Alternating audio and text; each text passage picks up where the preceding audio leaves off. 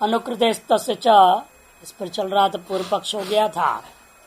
सिद्धांत पक्ष कहते अकस्मात अनुकृत है। अनुकरणम अनुकृति, अनुकरणम एवं अनुकृति ही।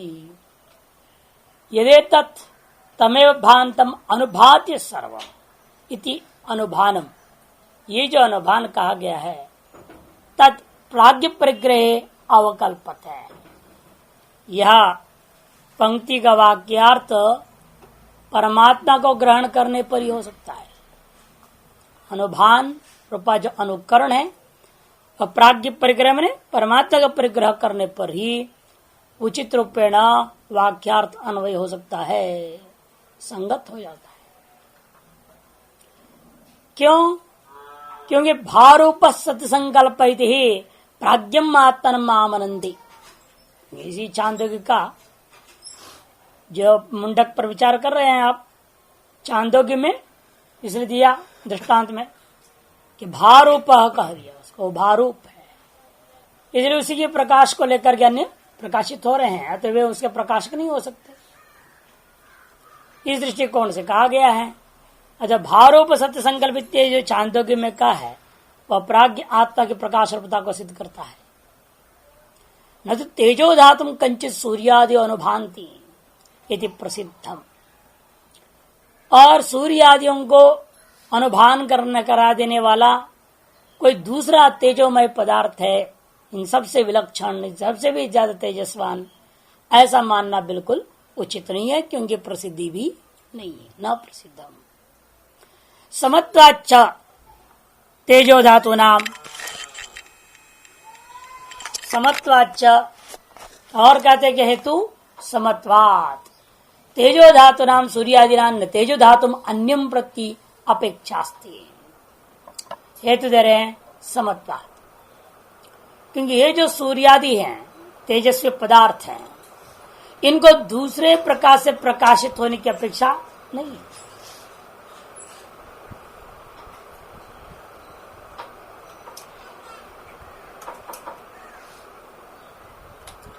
क्योंकि जो है कहते हैं कि समत्वात् तेजो धातु नाम सूर्यादि नाम न तेजो धातुम अन्यम प्रति अपेक्षास्ति। क्योंकि ये स्वयं तेजोमय पदार्थ धातु हैं, इनको कुछ दूसरे तेजो धातु की अपेक्षा नहीं हो सकता। यम भांतम अनुभायु, जिसके भान होने पर ये भाषित हो जावे, जिनके प्रकाशित होने पर ये प्रकाशित होवे, ऐसा कोई दूसरे तेजोमय पदार्थ की अपेक्षा इनको है ही नहीं। नहीं प्रदीपा प्रतिपांतरम अनुभाति, कोई प्रदीप जो है दूसरे प्रदीप का अनुभान करे, ऐसा नहीं देखने को मिला। इसी हेतु को समत्वाद की व्याख्या, कि समान जातीय हो नहीं सकता, होना चाहिए, इसलिए एक विजातीय वस्तु स्वीकार करना पड़ेगा। कोई न कोई विजातीय वस्तु को मानना चाहिए कहते हैं। सजातीय वस्तु को लेकर के अपेक्षा नहीं हो सकता है, क्योंकि उसमें अनवस्था दोष भी आ जाएगा। जैसे ये सूर्य, अभी एक वैज्ञानिक ने कहा है अनंत ब्रह्मांड हमारे यहाँ कहा जाता है अनंत सूर्य है ना। वो कहता है कि ये जैसा सौर मंडल आप देख रहे हैं, ये जिस प्रकार से चल रहा है, ऐसे बहुत सारे और सौर मंडल हैं, और ये सभी सौर मंडल एक महासूर्य को भ्रमण कर रहे हैं। अनुमान किया वैज्ञानिक ने, अनुमान का कोई आधार नहीं शास्त्र के अलावा, उसका पॉसिबिलिटी है। वो कहते हैं ऐसा संभव है ना, जैसे हम इसको देख रहे वैसे और क्यों नहीं हो सकते हैं। उसे प्रश्न का कोई दूसरा वैज्ञानिक जवाब नहीं दे पा रहा है। इसलिए मानो और भी हैं, अपने अपने सूर्य को घूम रहे हैं पृथ्वी आदि, और वैसे सब अनेकों सौर मंडल एक महासूर्य को चक्कर काट रहा है। फिर एक ने कहा कि यदि ऐसा है, फिर वो महासूर्य अपने समस्त सौर मंडल लेकर के किसी और अति सूर्य को परिक्रमा लगा रहा होगा। ऐसे अनेक महासूर्य होंगे अपने अपने सौर मंडलों के साथ, और वो महासूर्य कोई अति सूर्य को परिक्रमा कर रहा है, ये तो अनवस्था दोष हो जाएगी। इसलिए कोई न कोई कल्पना का अधिष्ठान मानना पड़ेगा। आखिर में वो भी एक कल्पना ही तो कर रहा है, कोई देखा तो है नहीं, कोई दूरबीन से दिखाई नहीं दिया उसको दूसरा सूर्य।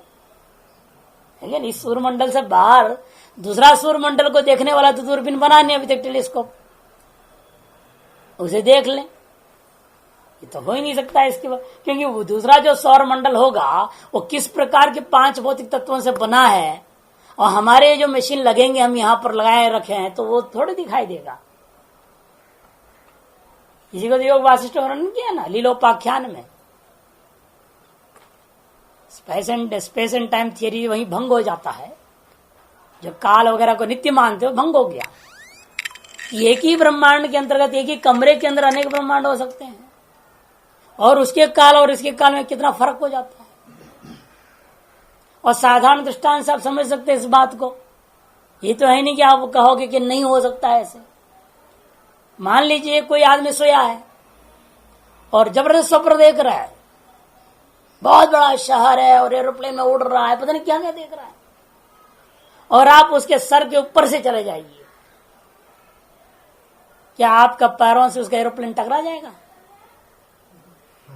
है? क्यों नहीं टकराता है? उसकी जो अपना जगत है, उसकी जो अपनी 5 भौतिक वस्तु जो बना रखा है वासना में, वो एक ऐसा विलक्षण चीज है जो आपकी यहाँ की जो वासना में जो ये जो जगत है इसका उसका कोई टकराव नहीं है।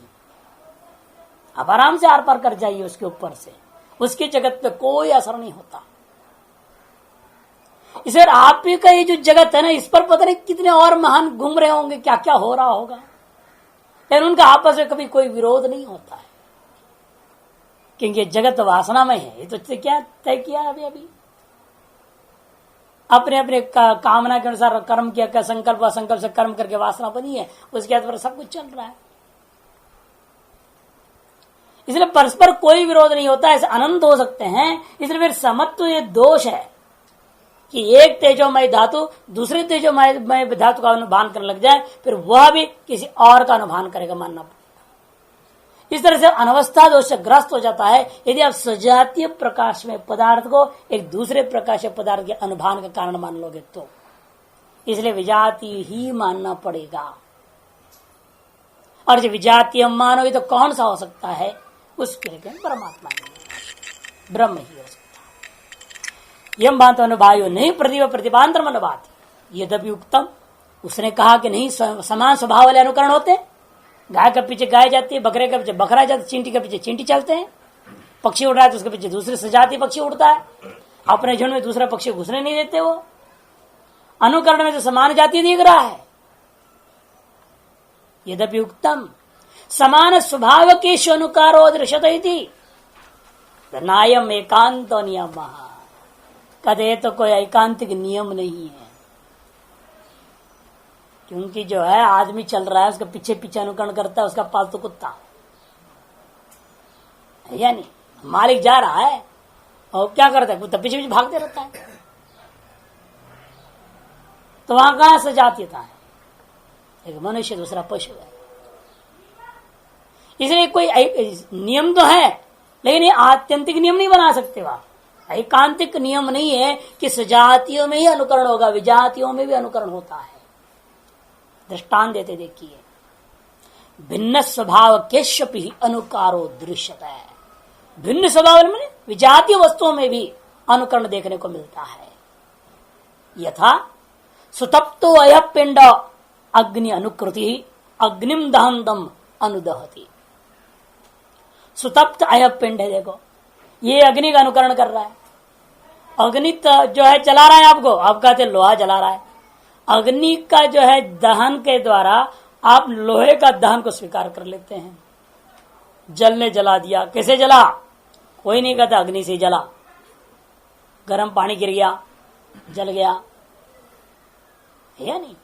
तो ये जो अनुकरण क्या है, विजाती है ना। लोहा पार्थिव है, अग्नि तेजस है, उन अग्नि का अनुकरण लोहा ने किया, विजातीय अनुकरण है। यथा सुतप्तो अय पिंड अग्नि अनुकृति ही, वो अग्नि का अनुकृति हो जाता है। अग्निम दहंतम जला रहा है वास्तव में अग्नि, और हम कहते हैं पिंड ही, इसे अनुदहती। इसी प्रकार का और दृष्टांत उठा रहे हैं। भौमं व रजो वायु वहंतम अनुवहती थी। वहन कौन कर रहा है? वायु। और आप कहेंगे कि वो पार्थिव कण, जो पृथ्वी के परमाणु है, धूल मिट्टी उड़ के आ रहे हैं, क्या मिट्टी उड़ के आ सकते हैं? वे किसका अनुकरण करके आ रहे हैं? वायु का अनुकरण करके आ रहे हैं। वायु और पृथ्वी और विलक्षण जाति वस्तु है, लेकिन फिर भी आप देखते हैं वह पार्थिव पदार्थ वायु का अनुकरण कर रहे हैं। भौमम व रजो वायु वहंतम, वायु का वहन करता हुआ, अनुकरण करते हुए भौम व भी अनुवहती, वह भी वहन करने लग जाते हैं, बहने लगते हैं। इसे अनुकृत अनुभानम असुसूचत, इसे अनुकृत है, इस सूत्र शब्द अनुभान को ही है, कथन कर रहा है। यदि भी क्रिया धातु का प्रयोग किया, किंतु इसका मतलब दृष्टांत को हटाने के लिए जानबूझ के प्रयोग किया है, क्योंकि आप लौकिक दृष्टांतों को दे सकते, जैसा भी ये सब नहीं तो घटेगा नहीं ना। पृथ्वी का परमाणु का अनुभान कहाँ है? यहाँ वायु के साथ कोई भाषक है नहीं, भाषा भाव है नहीं वहां, इसलिए सूत्रकार जान करके अनुकृत्य किया। इसको भाषा स्पष्ट करते हैं, अनुकृत्य शब्द के द्वारा अनुभान को ही सूचित करा रहे हैं व्यास जी। तस्य च, सूत्र का दूसरा टुकड़ा है तस्य च। तस्य च ये वास्तव में उस मंत्र के चौथे पाद का टुकड़ा है। तस्य, तस्य भाषा सर्वमिदं विभाति, उसका अनुकरण कर लिया। इति चतुर्थम पादम अस्य श्लोक से सूच्यते, इसी मंत्र का मुंडक उपनिषद के इस श्लोक का चौथे पाद को सूचित करता है, संकेतित कर दिया। तस्य भाषा सर्वमिदं विभाति इति तद हेतुकम भानम सूर्यादि उच्यमानम प्राज्ञम आत्मानं गमयते। तद हेतु ही अर्थात तस्य से बोधित जो पदार्थ होगा वह ब्रह्म है, वह ब्रह्म कारण का सभी सूर्यादि के अंदर में भान है। ऐसा कहता हुआ यह प्राज्ञम आत्मानं गमयते, शुद्ध ब्रह्म का ही बोध करा रहा है। तत्देवा ज्योतिषां ज्योतिर आयुर व उपासते अमृतमिति ही प्राज्ञम आत्मानं आमनंदे। ज्योतिषाम अभी ज्योति, इस प्रकार से उस देव को, तत् उस आत्मा को ज्योतियों का भी ज्योति के रूप में देवाहा, देवताओं ने क्या किया था? आयु रूपी गुण से, अमृतत्व रूपी गुण से उपासना किया था।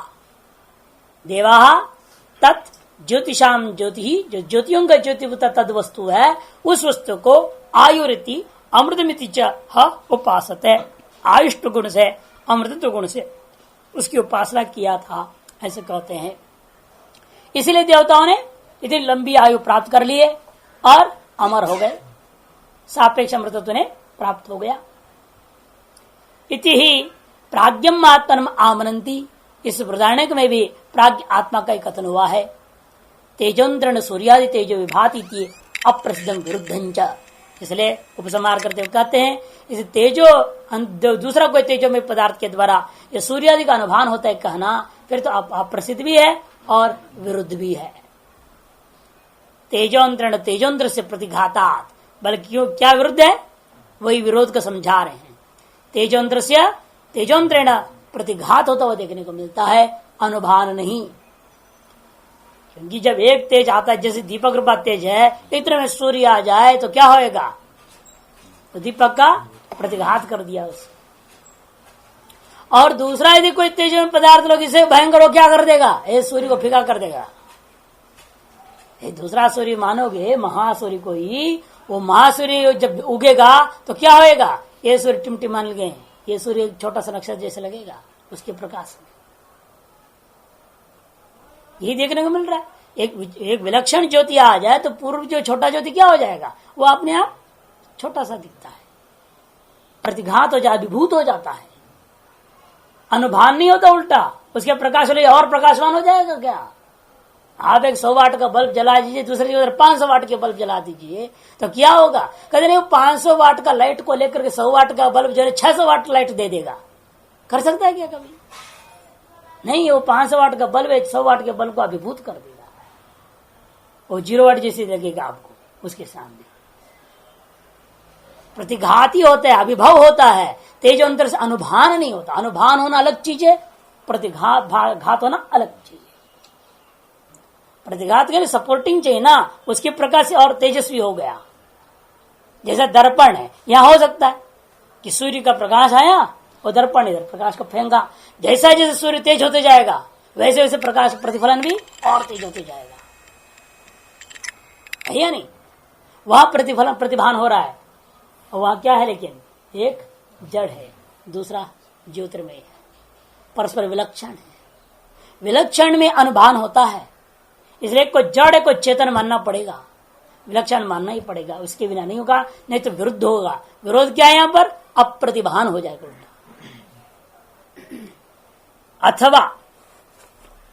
अथवा दूसरा पक्ष देते हैं, न सूर्यादि नाम एवं श्लोक पठिता नाम इदम तद हेतुगम विभान उच्यते। केवल सूर्यादि ज्योतिर्मय पदार्थ मात्र को अनुभान होता है उस ब्रह्म से, ऐसा कथन करना इष्ट नहीं है। सूर्यादि नाम एवं श्लोक परिपठिता नाम, श्लोक में परिपठित जो सूर्यादि है इतने मात्र ही तद हेतु मैंने ब्रह्म हेतु विभान है, अनुभान है, यह कहना इष्ट नहीं है। किंदरी चौथे पाद में जो है ना उपसंहार में वाक्य शेष, उसको पकड़िए, वहां सर्वम का है, सर्वम इदम विभाति, न तो केवल ज्योतिर्मय ये सूर्यादि नहीं, सूर्य चंद्र नक्षत्र तारा ही नहीं, बल्कि जितने भी पदार्थ जो कुछ भी आपको इंद्रियों के द्वारा प्रकाशित तत्व अनुभव में आ रहा है, उन सब का प्रकाशन उसके प्रकाशित होने पर ही हो रहा है, उसी के पश्चात अनुभान हो रहा है, यह मानना चाहिए। किंतरी वही जवाब दे रहे, सर्वम इदम इति अविशेष श्रुत है, सर्वस्यैवस्य नाम रूप क्रिया कारक फल जातस्य या अभिव्यक्ति सा ब्रह्म ज्योति सत्ता निमित्ता। सर्वम इदम विभाति जो वाक्य शेष में है, इसके निर्णय होता है अविशेष श्रवण, सर्वम इदम कर दिया। और सर्वम इदम शब्द वाच्य क्या होगा? नाम रूप क्रिया कारक फल भेद समूह, यही जगत है। नाम रूप क्रिया कारक फल रूपा ही यह जगत है।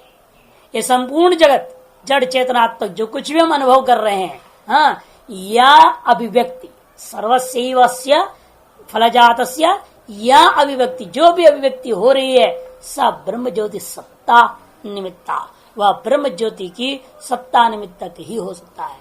ज्योति सत्ता एक है, समास हो रखा है यहाँ पर। यथा सूर्यादि ज्योति सत्ता निमित्ता सर्वस्य रूप जातस्य अभिव्यक्ति ही तद्दत। जिसे रूपों का प्रकाशन सूर्य करता है, स्पर्श का प्रकाशन करेगा क्या? वो रस का नहीं, गंध का नहीं कराता सूर्य। ये सूर्य नक्षत्र चंद्र तारे क्या करेंगे? केवल रूपों को ही प्रकाशित कर पाते हैं, अन्य को नहीं। इन्हें ब्रह्म सबको प्रकाशित कर देता। इसे कहते हैं कि भाई यथा ये सब दृष्टांत सूर्यादि को बना लीजिए आप। सूर्यादि ज्योति की सत्ता, ज्योतिष सत्ता एक पद है, यहां पर ध्यान रखना। ज्योतिषा सत्ता यदि ज्योतिष सत्ता, किधर ज्योति पर अलग कर, सूर्यादिश्च सौ ज्योतिष सूर्यादि ज्योति कर्मधारय समास अलग बना के फिर षष्ठी तरफ सूर्याय ज्योतिषा सत्ता तस्य निमित्ता इति तस्या निमित्ता इति सर्वस्य रूप जातस्य समस्त रूप समूह का अभिव्यक्ति होता है। जैसे तद ठीक उसी प्रकार से इस ब्रह्मज्योति की सत्ता का निमित्त से ही समस्त नाम रूप क्रिया कारकात्मक जो फल समूहात्मक जगत है यह प्रकाशित होता है। तत्र सूर्य भाति च तत्र शब्दम आहरन प्रकृत ग्रहणम दर्शयति, क्योंकि न तत्र सूर्यो भाति, ऐसे जो तत्र करके जो कहा गया था पहले, उसी को बाद में तस्य भाषा करके कहा जा रहा है, उसी का अनुवृत्ति किया। तत्र शब्द भी तत्शब्द से बनता है, तस्य भी तत्से ही बनता है। इसलिए कहते कि देखो न तत्र सूर्यो भाति में जो तत्र शब्द था उसी को आहरण करते हुए प्रकृत ग्रहण किया है। दर्श प्रकृतम ग्रहणम, प्रकृत ग्रहण करना चाहिए, यह बात दिखाया। और प्रकृत क्या है? जो तत्र से बोध, उससे पहले कोई चीज होगी ना, जिसको तत्र से बोल रहे उसमें जिसको हमने पहले चर्चा किया है उस विषय को ये सूर्य आदि प्रकाशित नहीं कर सकते। वो कौन है? जो प्रकृत। तब कहते हैं वह ब्रह्म है। प्रकृतंच ब्रह्म, ये बात पूर्व में निर्णय आ चुका है। यस्मिन् द्यौ पृथ्वी चांतरिक्ष मोतंच प्रोतंच इत्यादि से कह चुके हैं। अनंतरंच, इसका ही मुंडक के उत्तर मुंडक में देख लीजिए आप। हिरण्मये परे कोशे विरजम ब्रह्म निष्कलम तच्छुभ्रम ज्योतिषां ज्योति तद्यत्तात्मविदो विदो। स्पष्ट ही कह दिया यहाँ पर। इति यहाँ भी ज्योतिषाम ज्योति ही शुभ्रम निष्कलम विरजम ब्रह्म शब्द ही आ गया। उसे जो आत्मविद्या जानते वही उस तत्व को जानते हैं, ये भी कह रहे। यह आत्मविदो विदो तदेव ब्रह्म ज्योतिषां ज्योति ही हिरण्मये परे कोशे निष्कलम इत्यादि कह रहे। कथम च ज्योतिषां ज्योतिरिति, फिर ये भी समान जाति तो आएगी ना, ज्योतिषाम ज्योति अपने प्रयोग कर दिया। कहते हैं हाँ इसलिए कथम तत्व ज्योतिषाम ज्योतिरिति अत इदम उत्थितम न तत्व सूर्य बाती थी। और ज्योतियों का भी ज्योति किस प्रकार है, इसी बात को समझाने के लिए पूर्व में न तत्व सूर्य बात है। तत्र तो यद्युक्तम सूर्यादीनां तेजसां भान प्रतिषेध तेजो धातु एव अन्यस्मिन् अवकल्पते सूर्य इव इतरेषामिति। अर्थात सूर्यादीनां तेजसां, सूर्यादियों के तेजों के द्वारा जिसकी भान प्रतिषेध किया गया है वह भी तेजोमय धातु ही होनी चाहिए। जिस प्रकार से एक सूर्यमय तेजोमय पदार्थ क्या कर रहा है, अन्य घटपटाए सारे संसार को प्रकाशित कर देता है, दीपक आदि को भी प्रकाशित कर देता है, उसी प्रकार समान विजातीय सजातीय और विजातीय सबको सूर्य प्रकाशन जैसे करता है, उधर वैसा कोई दूसरा तत्व का जो सूर्य और अन्य संबंध सजातीय विजातियों को प्रकाशित करने वाला वह भी सूर्यवत तेजो धातु ही होनी चाहिए। ऐसे जो उसने कहा था तत्र तु सएव तेज धातु अन्यो न संभवती इति उपायितम। तब हम कर रहे वह तेजम पदार्थ और कोई नहीं, यह आत्मा ही है, प्राज्ञ आत्मा ही लेना, ब्रह्म ही लेना, इसके अलावा कोई दूसरा संभव नहीं है। यह उपपादित हो गया। ब्रह्मण्य पीछे ऐशाम भान प्रतिषेध अवकल्पत है, क्योंकि ब्रह्म में भी इनके द्वारा भान का प्रतिषेध कहा गया है। यतः यद उपलब्धते तत्सर्वं ब्रह्मणैव ज्योतिषा उपलब्धते है कि जो कुछ भी अनुभूति होती है हमें वह सारे चीजों को हम ब्रह्म के ज्योति के द्वारा ही अनुभव करते हैं। ब्रह्म तो न अन्य ज्योतिषा उपलब्धते है, और आप अपने आत्मा की अनुभूति अन्य किसी ज्योति के द्वारा नहीं करते हो। आत्म ज्योति से आपने सबको प्रकाशित कर ले रहे हैं, रूप रसगंध स्पर्श सकल चीजों को प्रकाशित कर लेते हैं, आत्मा को हम किसी अन्य से प्रकाशित नहीं करते हैं। नहीं तो हमको जगने के बाद पूछना चाहिए ना, दूसरे से पूछना पड़ेगा, भाई क्या मैं वो देवदत्त वही हूं जो जग गया, जो सोया था वही मैं आपका बेटा हूं कि नहीं? ऐसे कभी माँ बाप से पूछा? कभी नहीं, क्योंकि वो आत्मज्योति स्वयं प्रकाशित हो रहा है ना, उसमें संशय नहीं होता किसी को। अपने आत्मा के बारे में संशय कर किसी से कभी पूछता ही नहीं कोई। पागल से पूछ के हमने देखा है, वो भी नहीं मानता इस बात को। पागल भी कभी नहीं कहता मैं नहीं हूं, उल्टा वो क्या कहते हैं, आप पागल है बोलता है। क्या आप हमसे ऐसे प्रश्न पूछ रहे हैं? हम पागल नहीं है बोलता है, आप पागल। पागल कभी अपने को पागल भी मानने को तैयार नहीं, तो कैसे मानेगा मैं आत्मा नहीं हूं, मैं हूं ही नहीं? वो कैसे मानेगा? मैं हूं ही नहीं बोल ही नहीं सकता। हाँ कोई दारू पी ले और नशा करके कुछ उल्टा पलटा बके तो बात अलग चीज है, नहीं तो कोई अपनी सत्ता का निषेध तो कभी कर नहीं सकता है। अरे वो स्वसत्ता के माध्यम से ही सब प्रकाशित हो रहे हैं। स्वयं ज्योति स्वरूपत्वात् हेतु दे दिया, क्योंकि स्वयं ज्योति स्वरूप है, उसका निराकरण या उसके प्रकाशन अन्य के द्वारा अपेक्षित ही नहीं है। ये न सूर्यादस्तस्मिन् भायु हो, क्योंकि वह इसीलिए वह सूर्यादि जो है ना उसको प्रकाशित करने में समर्थ नहीं हो सकते। जिसे सूर्यादि उसमें प्रकाशमान हो ऐसा नहीं हो सकता है। ब्रह्म ही अन्य विनक्ति न तो ब्रह्म अन्य विज्यते, स्पष्ट कर दिया। ब्रह्म जो है अन्य सारे चीजों का अभिव्यक्त करते रहेगा, प्रकाशित करते रहेगा, लेकिन ब्रह्म को किसी अन्य के द्वारा आप अभिव्यक्त प्रकाशित नहीं कर सकते। आत्मनैव अयं ज्योतिषा आस्ते अगृह्य नहीं गृह्यते। वह गृहीय स्वरूप है, क्योंकि इंद्रियों के ग्रहण करने योग्य नहीं है, इत्यादि बृहदारण्यक में स्पष्ट ही आया हुआ है। इत्यादि श्रुतिभ्यः, केवल श्रुतियां ही प्रमाण नहीं, अपिच स्मर्यते, स्मृतियां भी प्रमाण है। न तद्भासयते सूर्य यदादित्य गतम तेजो, इत्यादि गीता स्मृति है, इसमें स्पष्ट ही है। इस प्रकार स्मृतियां भी प्रकृत ब्रह्म को ज्योतिरूप पदार्थ बताते हैं। प्रकाश पूर्ण स्वप्रकाश है, स्वयं ज्योति स्वरूप है। अपिचेत दीर्घ रूपत्तम प्राज्ञ से आत्मन स्मर्यते, भगवद गीता स्व। अपिचा ईदृक्, चेत करके नहीं निकालना, अपिचा ईदृक् रूपत्तम, ईदृक् रूपत्व में उसके भान होने पर सभी का अनुभान होता है। ऐसा ये जो स्वरूप वर्णन हुआ है श्रुति में, उसी रूपता को, किसकी वो भी वर्णन हुआ, प्राज्ञात ब्रह्म का, ब्रह्म का जो ईदृक् रूप दिखाया है, उसी को स्मृतियों में कहा भगवद गीता सुस्मर्यते, भगवद गीता में भी स्वरूप का वर्णन हुआ है। अपिचा ईदृक् रूपत्तम, ऐसा पच्छेद। न तद्भासेते सूर्यो न शशांको न पावकः, यत् गत्वा न निवर्तन्ते तद्धाम परमं मम इति। और यदादित्य गतं तेजो जगत भासेते अखिलम्, यच्चन्द्रमसि यच्चाग्नौ तत्तेजो विधिमामकम् इति च। दोनों 15वें अध्याय का 6 और 12। अतएव यहाँ पर अनुभान आदि हेतुओं के आधार पर ज्योतिष शब्दवाच्य ब्रह्म ही होगा, ये सिद्ध हुआ। क्या कहते हैं, ठीक है महाराज,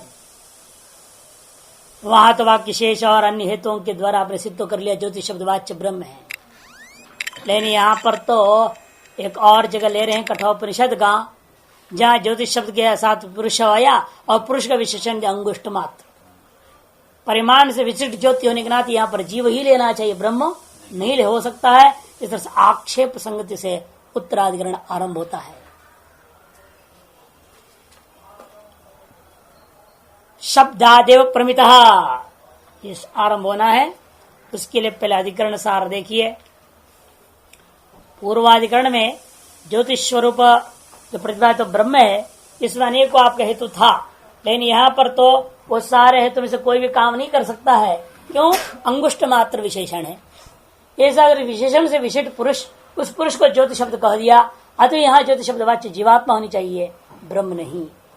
सिद्धांति अपना शब्दादेव प्रमित इत्यादि से सिद्ध करेंगे, नहीं, यहाँ भी ज्योति शब्द वाच्य ब्रह्म ही है।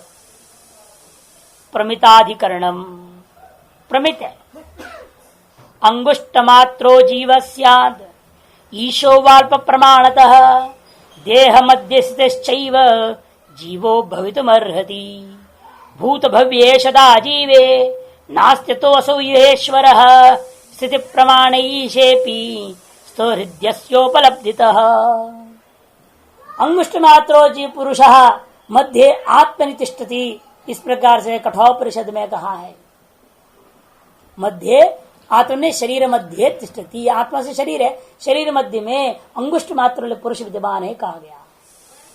परिमाण से विशिष्ट पुरुष, और उसी को आगे में 2:1-13 में अंगुष्ठ मात्र पुरुषो ज्योतिरेव अधूमकः ईशानो भूत भव्यस्य सएवाद्य सौष्व एतद्वैतत्, एक कठोपनिषद का मंत्र।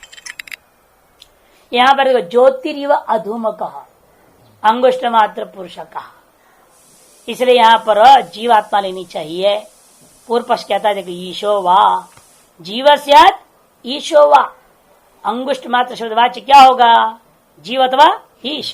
कद अल्प प्रमाणतः, एक हेतु। दूसरा देह मध्य स्थित है, देह मध्य में स्थिति, ये 2 हेतुओं के अर्थ सिद्ध होता है। जीवो भवितुमर्हति, जीव ही होना चाहिए। भूत भव्येशता जीवे नास्ति, लेकिन उसी मंत्र का वाक्य शेष में क्या है, ईशानो भूत भव्यस्य कह दिया। भूत और भव्य कहते हुए वर्तमान भी गृहीत हो गया। भूत मने अतीत, भव्य मने भविष्य, उन दोनों से के पीछे टपका जो वर्तमान, इन तीनों कालों का ईशिता वह जीव में नहीं हो सकता। असौ यह ईश्वर, इसलिए यहां पर जो है अंगुष्ठ पुरुषादि शब्द वाच्य ईश्वरी होना चाहिए। दूसरा स्थिति प्रमाणे, रही बात उसने कहा ना शरीर के मध्य में स्थिति कहा गया, मध्य आत्मनि, और प्रमाण अंगुष्ठ मात्र। कभी ये जो बात है ये दोनों के दोनों ईशे पिस्ता ईश्वर में भी घट जाएगा। हृदय से उपलब्धिता, हृदय में उसकी उपलब्धि के लिए यह बात कही गई है, केवल औपाधि की कथन है वो। सूत्र शब्दादेव प्रमित इति। प्रमित मन अंगुष्ठ परिमाण से प्रमित जो पुरुष है वह पुरुष शब्द वाच्य परमात्मा ही हो सकता। इसको प्रमित वाक्य कहते, परिमाण से नपा हुआ है ना पुरुष, यही परिमाण विशिष्ट पुरुष कथन करने वाला वाक्य होने से इस वाक्य का नाम प्रमित वाक्य हो गया। इस प्रमित वाक्य में कथित जो पुरुष शब्द वाच्य परिमाण विशिष्ट जो पुरुष शब्द वाच्य जो होगा वह वास्तव में ब्रह्म ही हो सकता है। क्यों? शब्दाद एव, तत्रस्थ शब्दों से ही क्या शब्द है? ईशानो भूत भव्य, इन्हीं शब्दों से सिद्ध हो जाता है सुस्पष्ट कि वह ब्रह्म ही होगा, जीव नहीं। भाष्य देखिए, अंगुष्ठ मात्र पुरुषो मध्य आत्मनितिष्ठति इति श्रूयते। यह श्रुति है। अंगूठे के बराबर अंगूठा से, वो भी पूरा अंगूठा नहीं, इतना लंबा चौड़ा नहीं आत्मा, अंगूठा से केवल इतने मात्र लिया गया है, थंब जिसको बोलते हैं, टॉप, उतनी लंबी चौड़ी होगी, केवल उतना लंबा चौड़ा जो पुरुष है वही शरीर के बीच में बैठा हुआ है और सारा शरीर को संचालन कर रहा है। और उसी कठोपनिषद में अंगुष्ठ मात्र पुरुषो ज्योतिरिव अधूमक, अंगुष्ठ मात्र पुरुष उस प्रकार का ज्योतिर्मय पदार्थ है जिस प्रकार से निर्धूमक ज्योति होता है, शुद्ध विशुद्ध जो ज्योति क्या है? निर्धूमक होता है। तद्वत ये जो अंगुष्ठ मात्र पुरुष अत्यंत ज्योतिर्मय पदार्थ विशुद्ध ज्योति शुभ्र ज्योति है वो। और कहता है ईशानो भूत भव्यस्य। यहां तात्पर्य लेंगे कि अधूमक का तात्पर्य यही है कि कर्म प्रज्ञा पूर्व प्रज्ञा चका था ना, ज्ञान उपासना का विद्या कर्म पूर्व प्रज्ञा च, ये धूम जैसे हैं, इनके रहित अर्थात विशुद्धात्मा, इनसे युक्त हो जाए वही संसारी है। काममान पुरुष का लक्षण है। अकाममान जो हो गया वो जो विशुद्ध हो गया उनमें तीनों नहीं रह गया, विद्या कर्म पूर्व प्रज्ञा च, है ना। ये धूम के समान आवरण कर रखे हुए हैं। अधूमक ज्योति का मतलब क्या? विशुद्ध ब्रह्म विशुद्ध आत्मा, ये अर्थ। ईशानो, और वो जो आत्मा ज्योति पुरुष कैसा है? ईशान, वो सब पर शासन करने वाला है। किस पर शासन करता है वो? भूतम भूत भव्यस्य, भूत और भव्य दोनों का बीच में विद्यमान संदंश पतित न्याय से वर्तमान भी गृहीत हो गया। भूत वर्तमान और भविष्य तीनों कालों पर शासन करने वाला है। सएवद्य सउष्व एतद्वै तत्, इतना नहीं, वह यही आज इस वर्तमान काल में है और यही कल भविष्य में भी रहेगा। और यह भी जोड़ लेना, वही कल जो बीता हुआ उसमें भी था, जो कल था वही आज है और वही कल भी रहेगा। ऐसा वह एक नित्य तत्व है, कह दिया। एतद्वै तत्, यही है वह तत्व जिसको तुमने पूछा था। अन्यत्र धर्मात अन्यत्र धर्मादित्य से निश्चिता का प्रश्न के जवाब में जवाब, प्रश्न है उसके जवाब में कहा हुआ वचन है।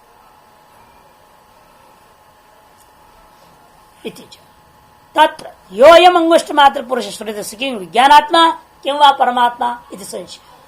यह जो अंगुष्ठ मात्र पुरुष श्रुत है, यह क्या विज्ञानात्मा लेना है उसे अथवा परमात्मा लेना चाहिए?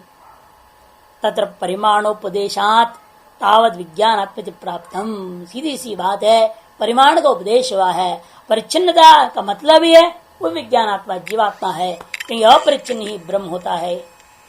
नहीं अनंत आयाम विस्तारस्य परमात्मनो अंगुष्ठ परिमाण उपपद्यते, क्योंकि जो है अनंत आयाम वाला, पता नहीं कितना लंबा चौड़ा है ये ब्रह्म, ऐसे विस्तार सर्वव्यापक विभू उस परमात्मा को अंगुष्ठ परिमाण कथन करना बिल्कुल युक्त युक्त नहीं हो सकता। विज्ञानात्मनस्तो उपाधिमत्ता संभवति, और विज्ञान आत्मा में तो बात घट सकता है परिमाण, क्यों? यह है ही उपाधि वाला। कयाचित कल्पनया अंगुष्ठ मात्रत्व, जब सोपाधिक है ही है, उस उपाधि में जो है कब परिमाण कैसे जानोगे आप? वो किसी प्रकार से कयाचित वृत्तिया, किसी वृत्ति विशेष के माध्यम से हम वो कल्पना कर, कयाचित कल्पनया, किसी काल्पनिक वृत्ति से निश्चय कर लेंगे उसका लंबाई चौड़ाई अंगुष्ठ मात्र, क्योंकि नाप तो सकता नहीं उसको अंदर में कितना लंबा चौड़ा है वो। हार्ट कहते मुट्ठी भर इतना साइज का होता है, मुट्ठी के बराबर का होता है, और उसके अंदर आत्मा इतना है बोल रहे हैं, कौन नापा है उसको? कहते कयाचित कल्पनया, मान लिया जाए कि उतना सा है तो उसके अंदर कितना होगा? ये मांस भी तो है ना पूरा, और खून भी है उसके अंदर ये कहाँ बैठा होगा, कितने जगह इसको मिलता होगा? इसलिए छोटा मानने से कहा दिया, अंगुष्ठ मात्र कह दिया गया। तात्पर्य सब परिच्छिन्न है, यह स्मृतिश्चा। और महाभारत में भी अंगुष्ठ मात्र तो कहा है, अत सत्यवदक कायात पाशबद्धम वशंगतम अंगुष्ठ मात्रम पुरुषम निश्चकर्ष यमो बला। यमराज जी बड़ी बल पूर्वक अंगुष्ठ मात्र पुरुष वाले को निश्चकर्षा वहां से खींच के निकाल लिया। अथवा इसके अनंतर यमराज जी ने सत्यवान सा काया, सत्यवदक काया सत्यवान का शरीर से पाशबद्धम, अपने पाशों से बंधे हुए उस वशंगतम, वश में आया हुआ अंगुष्ठ मात्र पुरुष को बलपूर्वक खींच के ले गया। यह स्पष्ट है। क्या कोई परमात्मा ब्रह्म को खींच के ले जा सकता है क्या? कोई ब्रह्म को, यमराज जी हो चाहे कोई भी हो, सर्वव्यापक तत्व खींच के कैसे ले जाएगा? और यहाँ करे अंगुष्ठ मात्र पुरुष को खींच के ले गया, वो भी कैसे? वो फांसी लगाई, पाश बांधी, पाश फेंका, उसे फंसाओ, और ब्रह्म फंसता है पाश में? गई न पाश फंस सकता है ब्रह्म, न उसे खींच के ले जाया जा सकता है। अतएव जो स्पष्ट ही अंगुष्ठ मात्र पुरुष से आपको भी एक इतिहास ग्रंथ है, स्मृति जैसा है महाभारत, वो भी एक प्रमाण बन रहा है। नहीं परमेश्वर बलाद ये में निष्कृष्टुम शक्य, और परमेश्वर को बलात् जो है ना यमराज जी निष्कर्ष नहीं कर सकता। तेना तत्र संसारी अंगुष्ठ मात्र निश्चिता। इसलिए महाभारत में अंगुष्ठ मात्र शब्द से निर्णय आपको लेना ही पड़ता है मजबूरी में, कोई संसारी जीवात्मा ही है वो। सएव यहाँ और उस महाभारत के आधार पर यहाँ कठोपनिषद में भी अंगुष्ठ मात्र शब्द का अर्थ हम जीव ही लेंगे। इत्येवं प्राप्ते ब्रह्म, इस प्रकार के पूर्व पक्ष की आशंका होने पर जवाब में कहते हैं घड़ी मत देखा करो। तुम लोग घड़ी देखते हो तो हमारे दिमाग वहां चली जाती है, जल्दी बंद हो जाता है पाठ। परमात्मा एव अयम अंगुष्ठ मात्र परिमित पुरुष भवितुम अर्हति। परमात्मा एव अयम अंगुष्ठ मात्र परिमित पुरुष, इसलिए अंगुष्ठ मात्र परिमित जो पुरुष है वो परमात्मा ही भवितुम अर्हति हो सकता है। अकस्मात कारणात् शब्दात कह दिया, शब्द से। क्या शब्द है यहाँ पर? कहते उसी का वाक्य शेष को देखिए उस श्लोक का ही, ईशानो, ये ज्ञान हो गया, ठीक करो, ईशानो भूत भव्यस्य नहीं अन्य परमेश्वरात भूत भविष्य निरंकुशम ईशिता। परमेश्वर के अलावा कोई दूसरा, चाहे ब्रह्मा तक जीवात्मा को ले लीजिए, किसी भी जीव के पास सामर्थ्य नहीं निरंकुशता पूर्वक भूत भविष्य सब पर शासन करें, ऐसा परमात्मा के लिए कोई दूसरे में संभव ही नहीं है। एकमात्र ब्रह्म ही स्व में कल्पित भूत भविष्य वर्तमान सब पर शासन कर सकता है, और बाकी नहीं कर पाएंगे क्योंकि वो स्वयं कल्पित है। वो कहां से करेंगे? कल्पक ही कल्पित पर अनुशासन कर सकता है, कल्पित कल्पितांतर पर जब अनुशासन कर भी सकता है तो सांकुश और निरंकुश नहीं हो सकता है या नहीं? जैसे आप देखते ही हैं, चाहे जितना भी बड़ा होगा उस पर दूसरा अंकुश डालने वाला है, चल रहा है। एक छोटा सा आदमी, एक साधारण है, उस पर क्या करते हैं, उसका ऊपर रहता है मालिक। ये नौकरी कर रहे हैं ना, वो मालिक है। नौकरी न भी हो, जैसे आप एक आश्रम में वह एक मानते, वो मालिक हो गया, आप रहने वाले हो गए, अब उसके अधीन हो गए ना। आपको उस आश्रम के अंदर में भी निरंकुश शासन चलेगी क्या? नहीं। ज्यादा निरंकुशता करने लग जाओगे, कोठारी को भी निकाल दिया जाएगा, उसको छुट्टी कर देंगे। वो कहते बिना हमसे पूछे कैसे किया था। वहां ऐसे तक हो जाते हैं आश्रमों में, तो तमाशा देखने को मिलता है। कह दिया आप संभालिए भंडारा और जो चलाइए सब, और आपने जो है ज्यादा बचाया नहीं, चला दिए धड़ाधड़, तब बस दूसरे दिन से किक आउट। इतना भी अक्ल नहीं आपको, भाई प्रसाद बांटना पड़ता है हमको यहाँ, तुमने बचाया नहीं। क्या स्वतंत्रता मिली? क्या आप शासन कर गए भंडारे में? चलो उधर से लाठी पड़ गई, दूसरे से छुट्टी। तो नीचे से वो किसी भी अवस्था में कहीं भी कोई भी है जीव, वह सांकुश ही व्यवहार कर रहा है, निरंकुश कोई व्यवहार नहीं कर सकता। कहीं तो सेठों का अंकुश है, तो उन पर कौन अंकुश कर रहा है? सेठ डाल रहे हैं, नहीं महाराज ऐसे होना चाहिए, कार्यक्रम ऐसे किया जाए, हाँ ठीक है करो। अब हो गया ना, उसके नीचे नाच रहे हैं। सबका नीचे से ऊपर तक, ब्रह्मा तक का भी यही हाल है।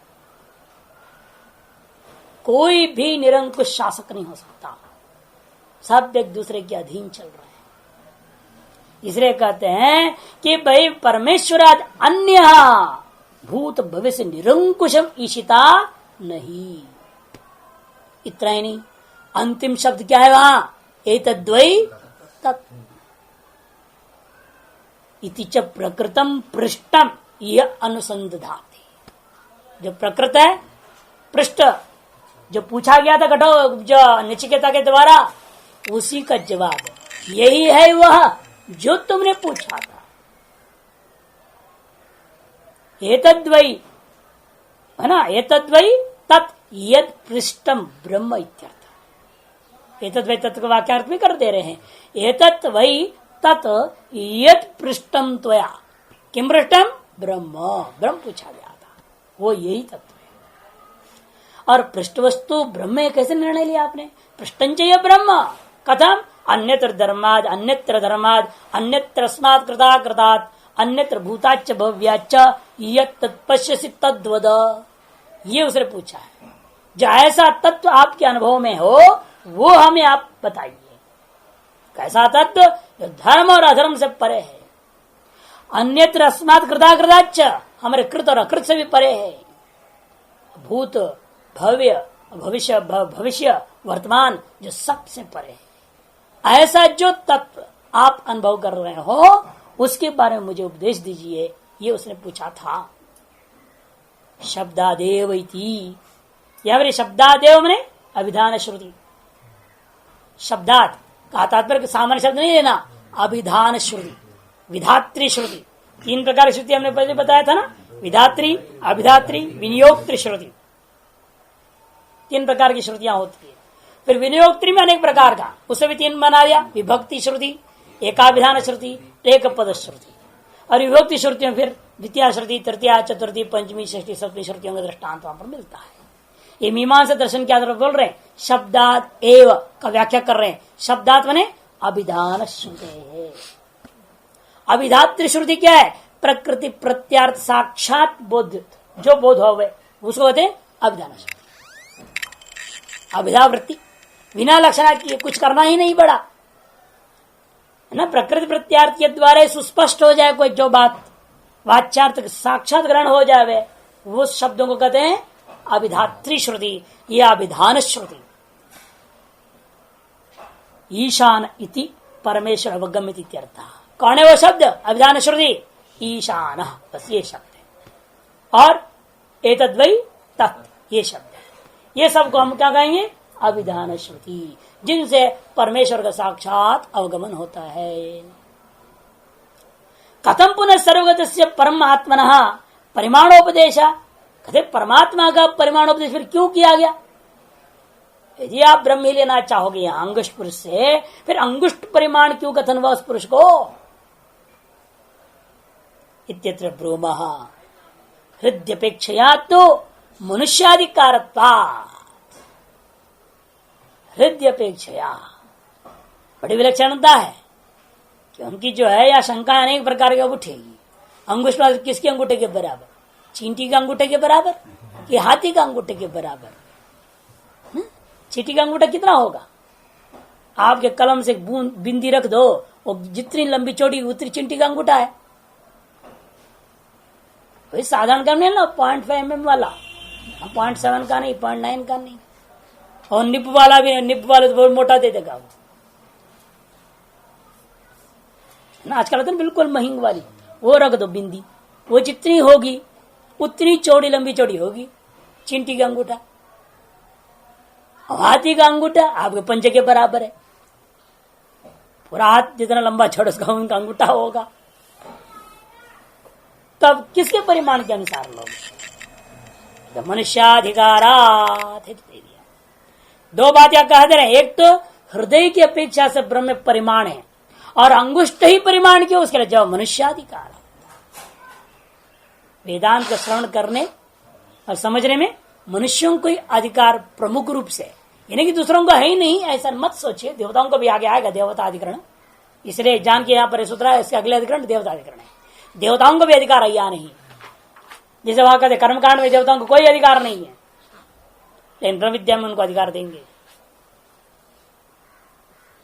ये लोग भी यजन किए हैं, वो बात अलग चीज, देवताओं ने भी याग किया है। यज्ञ यजंत है ना, मंत्र कहता है स्पष्ट ही। अच्छा, हृदय अपेक्षा तो मनुष्याधिकारत्वात्, मनुष्याधिकारत्वात् शास्त्र में मनुष्य ही अधिकृत है। मनुष्यों का हृदय स्व अंगुष्ठ मात्र होता है, स्व अंगुष्ठ मात्र ही होता है। इसीलिए यहाँ पर कह दिया तू शब्द शंका का निवृत्ति करने के लिए हृदय अपेक्षा, उस हृदय की अपेक्षा परमेश्वर को भी अंगुष्ठ मात्र कहा गया है। और मनुष्यों में भी तो है, 3 फुट से लेकर जो है 7.5 फुट तक के होते लंबे चौड़े, सबके अपने अपने अंगूठा लंबा चौड़ा का डिफरेंस हो जाएगा ना। तो कहते हैं कि स्व स्व स्व स्व अंगुष्ठाद समान, जो जितना लंबा चौड़ा है उसकी जैसा अंगूठा होगा उसी के साइज का होगा। और मनुष्य के साइज पक्का है, बाहर से देखने को 3 से 7.5 दिख रहा होगा, लेकिन आप नाप के देखे सब 3.5 हाथ की होते हैं, सब 3.5 हाथ के होते हैं। जिसका जितना हाथ होगा उस हाथ की 3.5 हाथ नाप लो, उतनी होगा। 3.5 हाथ से बढ़कर चढ़ कम या बढ़ाकर नहीं हो सकता, उतनी ही होगा। अपने हाथ के 3.5 हाथ, अर्थात क्या है, मनुष्य का शरीर 3.5 हाथ का सिद्ध हो गया, एक फिक्स्ड साइज है। अब एक हाथ की लंबाई चौड़ाई फिक्स नहीं है, 3.5 पक्का है, हाथ की लंबाई चौड़ाई कितनी है वो अपनी अपनी देख लेना। लेकिन 3.5 का परिमाण को लांघता नहीं है, इसलिए मनुष्याधिकार से कहेंगे सारी बात। देखिए, सर्वदस्यापि परमात्मना हृदय अवस्थानम अपेक्षा अंगुष्ठ मात्र तुम इदमुच्यते। सर्वगतस्यापि परमात्मनः, सर्वव्यापक परमात्मा का हृदय में जो अवस्थिति है उसी की अपेक्षा करता हुआ उस उपाधि में अनुभव करना है, उपासना करनी है, उस दृष्टिकोण से अंगुष्ठ मात्र तो यह कहा गया है। आकाश सेव वंश परवापेक्षम अरत्न मात्रत्व, जैसे आकाश के लिए कह दिया। कितना लंबा चौड़ा आकाश? 1 अरत्नी लंबा चौड़ा आकाश, 1 अरत्नी लंबा चौड़ा आकाश है। मैंने अरत्नी कहते इसको, यहां से लेकर के यहां तक का नाम 1 अरत्नी होता है। ये जो हाथ में ये जो हड्डी होती है वहां से लेकर जो कनिष्ठ का अंगुली का कोने तक, इसको कहते 1 जो अरत्नी। इतना लंबा चौड़ा है आकाश कह दिया। किस आधार पर कह रहे हैं? वो बांस की 2 गांठ का बीच इतना लंबा था। वंश पर्व है ना, वंश पर्व अपेक्षम, बांस होता है ना, बांस के पर्व ने गांठ होते जो उसके बीच में करते लंबाई चौड़ा दी, उसके पीछे जो खोखा होता ही है, उसके जो आकाश है उसको कह दिया अरत निराकाशम कह दिया। लेकिन वो जो आकाश का परिमाण कहा गया है उपाधि के परिमाण के अधीन होकर कहा गया। तद्वत परमात्मा का जो परिमाण या अंगुष्ठ कहा जा रहा है वो हृदय रूपी उपाधि के परिमाण के अधीन होकर कह रहे हैं। नहीं अंजसात्य मात्र से परमात्मा अंगुष्ठ मात्र उपपद्यते। आप जो है अनायासी अतिमात्रा सर्व प्रमाणातीत सर्व परिमाणातीत सर्व परिणामातीत जो नहीं परिमाणातीत लेना, प्रमाण भी नहीं परिणाम भी नहीं प्रमाणातीत भी नहीं किंतु प्रमाणातीत है परिमाण सकल परिमाणों के अतीत है वो, इसे कहते हैं अतिमात्र। अतिमात्र माने सकल प्रकार का जो परिमाण हो सकता है, नियत यानी नहीं थी मात्रा, अतिक्रांत मात्रत्वम अस्येति अतिमात्र तस्य अतिमात्र से परमात्मा न हो अर्थात सकल परिमाणों से रहित उस ब्रह्म में परिमाण की कल्पना अंजसा नहीं उपपद्यते। बिना कोई उपाधि आदि का आप कल्पना भी नहीं कर सकते हो। न च अन्य परमात्मन यह ग्रहणम अर्हति ईशान शब्द आदि वित्युक्तम। और पहले हम बोल चुके हैं ईशान शब्द आदि के कारण से परमात्मा से कोई दूसरे तत्व को यहाँ पर ग्रहण नहीं कर सकते। फिर वो कहेगा वो परमात्मा का भी औपाधिक परिमाण भी बदलते रहता है? किसी में थोड़ा बड़ा रहेगा किसी में थोड़ा छोटा रहेगा, है कि नहीं? उस संशय का ही जवाब देंगे।